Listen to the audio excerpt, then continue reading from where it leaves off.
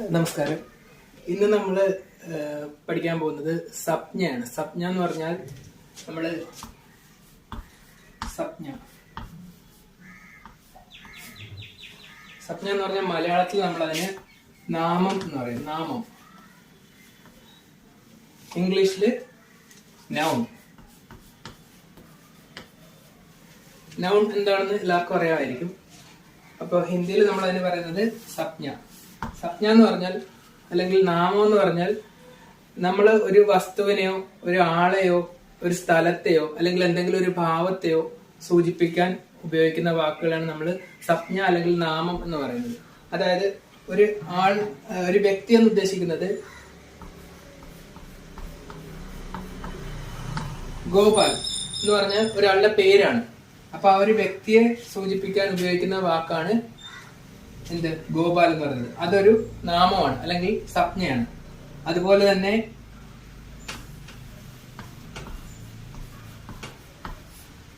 കുർസി എന്ന് പറഞ്ഞാൽ എന്താണ്? കസേര എന്ന് പറയുന്നത് ഒരു വസ്തുവിനെ സൂചിപ്പിക്കാൻ നമ്മൾ ഉപയോഗിക്കുന്ന വാക്കാണ്. ആ വസ്തുവിന്റെ പേര് അല്ലെങ്കിൽ അതിന്റെ നാമം, അതാണ് കുർസി കൊണ്ട് ഉദ്ദേശിക്കുന്നത്. ഇനി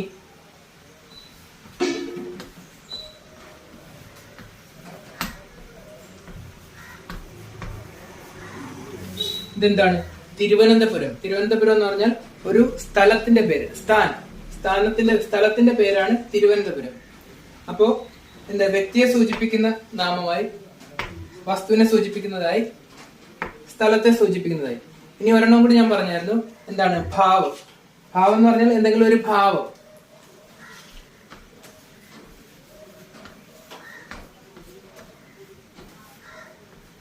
ഖുഷി എന്ന് പറഞ്ഞാൽ സന്തോഷം, അതൊരു ഭാവമാണ്. ദുഃഖി എന്ന് പറഞ്ഞാൽ എന്താണ്? ദുഃഖം, അതും ഒരു ഭാവമാണ്. അങ്ങനെയുള്ള വാക്കുകൾ എന്താണ്? നൗൺ ആണ് അല്ലെങ്കിൽ നാമമാണ്. അതിന് ഹിന്ദിയിൽ പറയുന്നതാണ് സപ്ഞ. ഇനി ഈ സപ്ഞയെ തന്നെ മൂന്നായിട്ട് തിരിച്ചിട്ടുണ്ട്. മൂന്ന് വകഭേദങ്ങളുണ്ട്. ഇതിന് മൂന്നായി തന്നെ തിരിച്ചിട്ടുണ്ട്.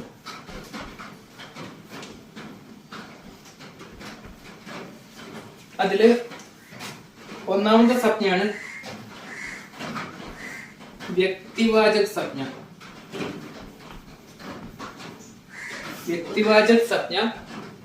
അടുത്തത് ജാതിവാചക സപ്ഞ. മൂന്നാമത്തത് ഭാവവാചക സപ്ഞ. വ്യക്തിവാചക, ജാതിവാചക, ഭാവവാചക.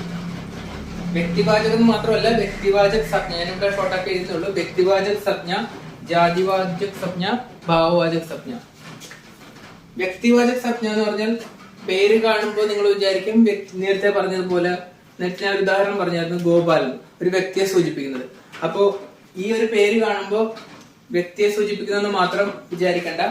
ഇതിനകത്ത് വ്യക്തിയും വസ്തുവും സ്ഥലവും എല്ലാം വരും. അതിനെയാണ് വ്യക്തിവാചക സപ്ഞ എന്ന് പറയുന്നത്. നമ്മൾ കോമൺ ആയിട്ട് നേരത്തെ പറഞ്ഞ ഉദാഹരണങ്ങളെല്ലാം ഇതിൽ വരും. ഏതില്? വ്യക്തിവാചക സപ്ഞയിൽ വരും. ഉദാഹരണത്തിന് എന്താ? വ്യക്തിയെ സൂചിപ്പിക്കുന്നത് ഗോപാൽ.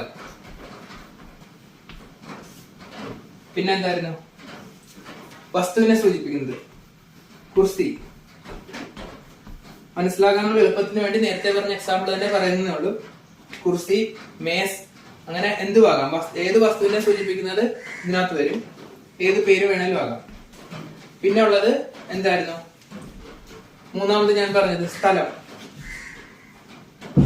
തിരുവനന്തപുരം. നമുക്കിവിടെ അത് മാറ്റിയിട്ട് വേണേ മുംബൈ എന്ന് കൊടുക്കാം. കാരണം ഇത് പറയുമ്പോൾ ഇത് തമ്മിലൊരു ബന്ധമുണ്ട്. അത് കണക്ട് ചെയ്യാൻ വേണ്ടിട്ട് മുംബൈ എന്ന് കൊടുക്കുന്നു. മുംബൈ എന്ന് പറഞ്ഞാൽ ഒരു സ്ഥലമാണ്. അപ്പോ ഇത്രയും, ഈ മൂന്നെണ്ണമാണ് നമ്മൾ എക്സാമ്പിൾ ആയിട്ട് എടുക്കുന്നത്. ഇതിനു കൂടി വേണ്ടിയിട്ടാണ് ഇത് എഴുതി വെച്ചിരിക്കുന്നതെന്ന് മനസ്സിലാക്കുക. അപ്പോൾ ഇതാണ് വ്യക്തിവാചക സപ്ഞ. ഒരു വ്യക്തിയെയോ ഒരു വസ്തുവിനെയോ ഒരു സ്ഥലത്തെയോ സൂചിപ്പിക്കുന്ന പേരുകൾ. ഇനി ജാതിവാചക സപ്ഞ എന്ന് പറഞ്ഞാൽ എന്താണ്? കോമൺ ആയിട്ട്, ഇതിനെല്ലാത്തിനും കൂടി കോമൺ ആയിട്ട് പറയുന്ന പേരുകളെയാണ് നമ്മൾ ഇതിൽ പെടുത്തിയിരിക്കുന്നത്. അതായത് ഗോപാൽ എന്ന് പറയുന്നത് ആരാണ്? ഒരു മനുഷ്യനാണ്. ആത്മി ഒരു മനുഷ്യനാണ്. മനുഷ്യൻ എന്ന് പറഞ്ഞാൽ മനുഷ്യവർഗത്തിൽപ്പെട്ട മുഴുവനും വരുന്ന ഒരു കോമൺ നെയിമാണ് ആത്മി എന്ന് പറയുന്നത്. അപ്പൊ അങ്ങനെ കോമൺ ആയിട്ട് ഉപയോഗിക്കുന്നതാണ് ആത്മി. പക്ഷെ ഇവിടെ എന്തോ പ്രോപ്പർ ആയിട്ട് ഒരു പേര് പറഞ്ഞിട്ടുണ്ട്, ഗോപാൽ. ആത്മി എന്ന് പറഞ്ഞാൽ നമ്മൾ പ്രോപ്പർ ആയിട്ട് പറഞ്ഞിട്ടില്ല. അത് എന്ത് വേണേലും ആകാം, ആരുടെ പേര് വേണേലും ആകാം. മനസ്സിലായി? ഇവിടെ ഗോപാലിന് പകരം മോഹൻ എന്നായിരുന്നു. മോഹൻ പ്രോപ്പർ ആയിട്ടൊരു പേര് നമ്മൾ പറഞ്ഞിട്ടുണ്ട്. മോഹൻ എന്ന് പറയുന്ന അയാളുടെ പേരാണ് മോഹൻ. പക്ഷെ ആത്മി എന്ന് പറയുമ്പോൾ ആരും ആകാം. മോഹനാകാം, സോമനാകാം, ശശിയാകാം, ആരും ആകാം. അപ്പൊ അങ്ങനെ കോമൺ ആയിട്ട് പറയുന്നതാണ് ആത്മി. ഇനി അതുപോലെ കുർസി. കുർസി എന്ന് പറഞ്ഞാൽ എന്താണ്? ഒരു വസ്തു. പക്ഷെ ആ വസ്തു ഏത് കാറ്റഗറിയിൽ പെടുന്നതാണ്? ഫർണിച്ചറിൽ പെടുന്നതാണ്. കസേര, മേശ, അതുപോലെ ബെഞ്ച്, ഡെസ്ക്, എന്തും ആയിക്കോട്ടെ. ഇതെല്ലാം നമ്മൾ എന്തിൽ പെടുന്നതാണ്? ഫർണിച്ചറിനകത്ത് പെടുന്നതാണ്. അപ്പൊ ഇവിടെ വേണമെങ്കിൽ ഫർണിച്ചർ എന്ന് ഫർണിച്ചർ.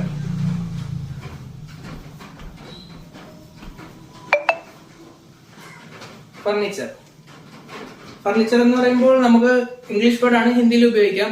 നമ്മളിപ്പോ മലയാളത്തിൽ ഫാൻ എന്ന് പറയുന്നത് ഇംഗ്ലീഷ് വേർഡാണ്, പക്ഷെ നമ്മൾ മലയാളത്തിലും ഫാൻ തന്നെ പറയുന്നത്. അതുപോലെ ചില വാക്കുകൾ നമ്മൾ അങ്ങനെ ഉപയോഗിക്കാം. ഇനി അടുത്തത് മുംബൈ. മുംബൈ എന്ന് പറയുന്നത് എന്താ? ഒരു സ്ഥലത്തിന്റെ പേരാണ്. പക്ഷെ മുംബൈ എന്ന് പറഞ്ഞാൽ എന്തുകൂടിയാണ്? ഒരു നഗരമാണ്. അപ്പൊ ഇവിടെ നഗരം. മുംബൈ എന്ന് പറയുന്നത് ആ ഒരു നഗരത്തിന്റെ പേര്, ആ മുംബൈ മാത്രമാണ്. പക്ഷെ ഇവിടെ നഗരം എന്ന് പറയുന്നത് മുംബൈ മാത്രമല്ല, ഏത് നഗരം വേണമല്ലോ. നഗരം എന്ന് പറയുന്നത് കോമൺ ആയിട്ടുള്ള ഒരു നെയിമാണ്. അതുകൊണ്ട് തന്നെ ഇതിനെ ഇംഗ്ലീഷിൽ എന്താ പറയുന്നത്? കോമൺ നൗൺ എന്ന് പറയും. ഇതിന് നമ്മൾ പ്രോപ്പർ ആയിട്ടൊരു പേര് പറഞ്ഞിട്ടുണ്ട്. അങ്ങനെയുള്ളതിന് എന്താ? പ്രോപ്പർ നൗൺ എന്ന് പറയും.